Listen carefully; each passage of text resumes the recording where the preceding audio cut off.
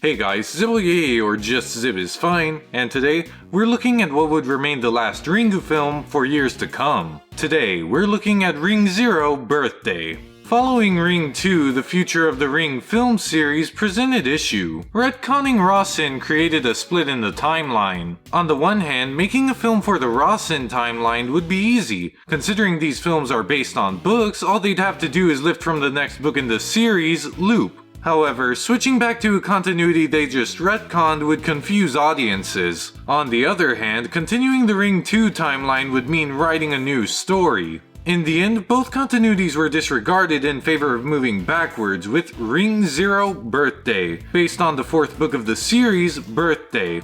Unlike Ring and Rasen, Ring 0 is not based on an entirety of a book. The novel Birthday is an anthology. The vignette the film adapts, Lemon Heart, is only just over 100 pages in the English release. Both the Ring and Rasen books are over 250 pages. Are the 100 pages of Lemon Heart even worthy of a film? Let's find out with how it all began and look at Ring 0 Birthday. The film is set 30 years before the events of Ring, following a 19-year-old Sadako Yamamura. After the infamous incident in Ikuma's presentation, Sadako's mother, Shizuko, has committed suicide. Now in Tokyo, Sadako takes apprenticeship under a theater troupe. Things are looking up for Sadako as she finds drama relaxing and begins to grow a romantic attachment to the technician Toyama. However, many members are on edge as the group seems to act differently since Sadako joined. Suspicions grow further as lead actress Aiko mysteriously dies. The director Shigemori casts Sadako as her replacement. Meanwhile, a journalist by the name of Miyagi hunts down Sadako. Sadako attempts to maintain her new life before it all comes crashing down. If you watched my Ring 2 review, you may remember I criticized that film for lacking a curse that limited the protagonist's lifespan. In the first two films, the curse acted as a countdown. The anticipation for the 7th day drove the suspense of the film. The premise of Ring 0 doesn't have that kind of curse either, but I don't take issue with that. We know how Sadako's story ends.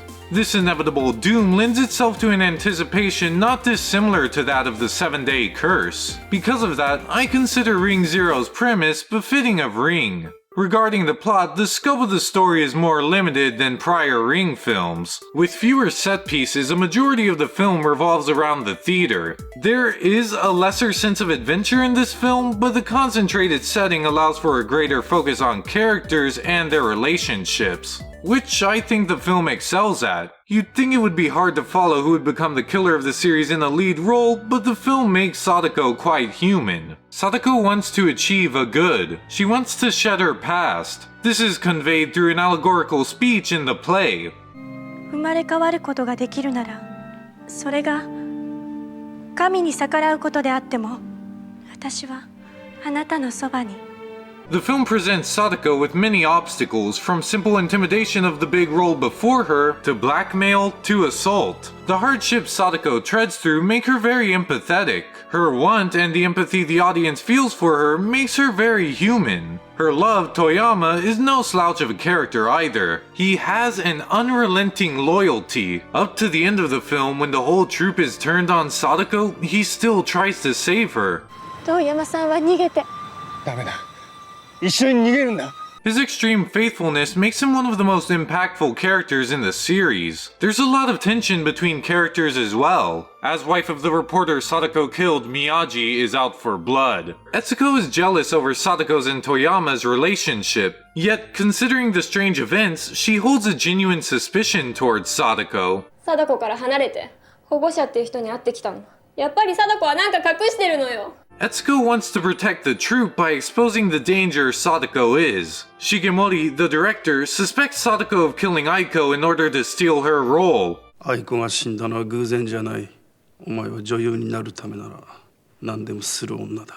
He views this as a ruthless desire for stardom. Hoping to capture that gumption, Shigemori blackmails Sadako using her past. 12年前もお前が殺したのか。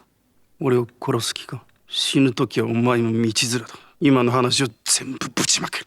As for Toyama, any conflict in Sadako's way becomes his own as he hopes to protect her. Sadako's desire for a new life conflicts with Shigemori's blackmail, Miyagi's search, and Etsuko's plan to expose her. There is a lot of conflict between characters. The conflict emphasizes the characters' wants and the characters for that matter, making the personalities in this film more memorable. The poor fated Sadako manipulative director, jealous yet protective Etsuko, and loyal Toyama, the characters all have distinct and pronounced personalities. This is why I consider Ring Zero home to the best characters of the series. Despite all that praise, I do have some issues with the film. It is established that not only did the reporter who accused Shizuko of fraud die, but everyone in the audience as well.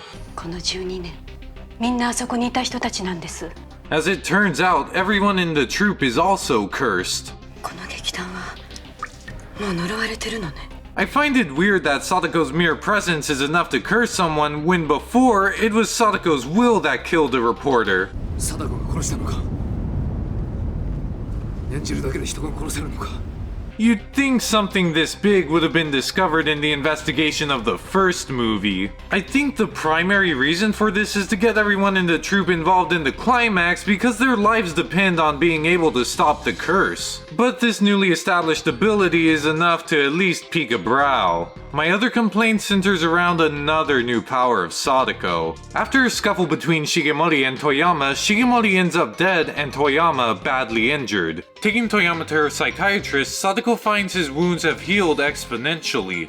傷が塞がりかけてるこんな出血で Then, leaving the hospital, Sadako touches a man in a wheelchair who, afterwards, miraculously regains his ability to walk. We're about halfway through the movie. This power comes out of nowhere. It's only used within this 5 minutes of the movie. Never shows up before, never shows up after. It does almost nothing. It only has 2 utilities in the story. 1, to get Toyama back on his feet in time for the play. And 2, to motivate the doctor to see the play. 女の子が触ったら突然立ち上がったんです。おじいちゃんお願いします先生 But 1, why not just have Toyama less injured? 2, Sadako is a repeat patient of the doctor. Sadako takes Toyama specifically to him, so there has to be some level of trust between Sadako and the doctor. I'd believe it if the doctor went to the play just to support Sadako. Both these ends can be achieved without Sadako's healing power. This absurd barely plot point not only comes out of left field, but can be easily cut. There is another case of a new supernatural occurrence regarding Sadako, but before we get to that, let's get into the ending. Etsuko meets Miyagi, acquiring a recording of Ikuma's presentation. Etsuko plays the audio during premiere night. Triggering Sadako, the theater is in chaos. However, the crew has found the body of Shigemori, assuming Sadako is to blame.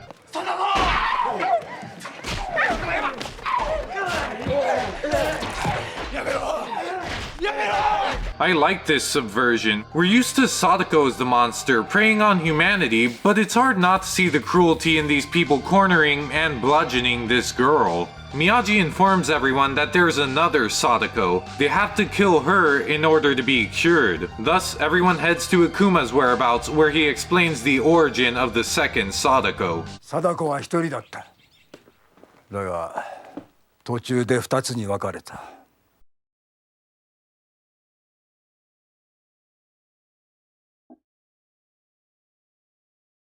Now, this is foreshadowed plenty.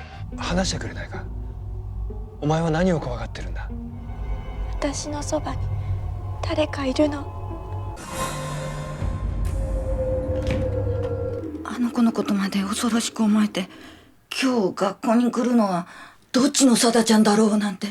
So the plot point itself has a basis in the narrative, but within the world, it's definitely a head-turner. However, I don't consider this supernatural oddity as egregious as that seen in Ring 2. For one, Ring 2 dedicated more time to spouting explanation for its power of intent theory.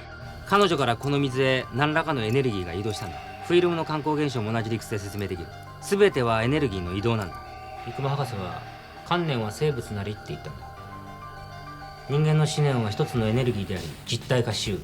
あの子を使ったら体力が。あの子はエネルギーを導く。いわば最適の霊媒だ。 While Sadako's split is only given one line of dialogue, the film doesn't dwell on it with babbling exposition that only gives you more time to poke holes in it. Not only that, but Ring 2 used supernatural malarkey as a solution to its conflict. Using this flimsy, made-up logic as a solution is a writing cop-out. However, Sadako's other half is not a solution, it's additional conflict. Conflict for Sadako because her other is the source of all her torment, and conflict for the troop as it threatens their lives. Because of this, it's much easier to suspend disbelief for Sadako's split. Although the in-world reasoning makes little more sense than the supernatural prattle in Ring 2, the presentation and function of Sadako's split makes it far more tolerable. Also, from this point onward, I'll be referring to the Sadako the film has followed as just Sadako, and the evil Sadako as Cursed Sadako. Cursed Sadako fuses with Sadako and starts claiming victims. Cursed Sadako maintains her face concealing hair, but her movement is slightly altered. In the first film, Sadako moved slowly, whereas her movement in this film is more erratic.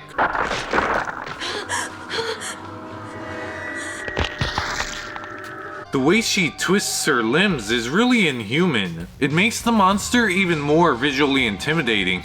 I love it. Following the massacre, Sadako reverts to her normal self. Tired of the killing, however, Ikuma poisons her and pushes her down the well.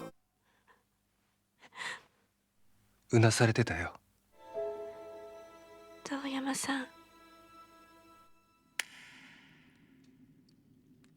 As unbelievable as this dream ending would be, as much as a cop-out it would be, I was so emotionally invested in Sadako that, for a second, I didn't question it. That's how bad I wanted this happy ending for her. It's a cruel trick, but I played right into it. It uses the empathy towards Sadako to reel you into a trap before pulling the rug out from under you for one last painful drop. Ring Zero hurts, but to the benefit of the film. As a prequel, Ring Zero works excellently. Sadako's troop, her father, her whole world turned on her. By the end of the film, I completely understood the vindictive and misanthropic beliefs that led to Sadako's curse. The circumstance under which Sadako died adds a layer of context that deepens her motive. Even disregarding its function as a prequel, Ring Zero is a great film in its own right. However, contrary to the rest of the series, I view Ring Zero as less of a horror film and more of a tragedy. It features the cornerstones of a tragic protagonist. I empathize so much with Sadako, she suffers greatly in the film, yet it all stems from the flaw of her curse. The emotional strength of this film is unparalleled in the Ring series. From its addition to the Ring universe to its characters, I consider Ring Zero Birthday to be the best of the series. I know there are more Ringu films after this, but at the time of release it would be 12 more years until the world would see the franchise continue. So I'll close this review off on a short retrospective of the series. Having seen all these films, I think Ringu is only worth giving a chance for its sequels. Although it goes without saying, Ring 2 is the exception. But other than that, I found the plot and mystery of Rasen better than that of Ring. I found the characters of Ring Zero better than that of its predecessors. In summary, Ring is the most efficient at horror, Rasen has the better plot, and Ring Zero has the best characters. That being said, Rasen and Ring Zero made the series all worth it and beloved to me. I've been Zibboyeye, or just Zib is fine, and thank you for watching. Zibbo bye bye!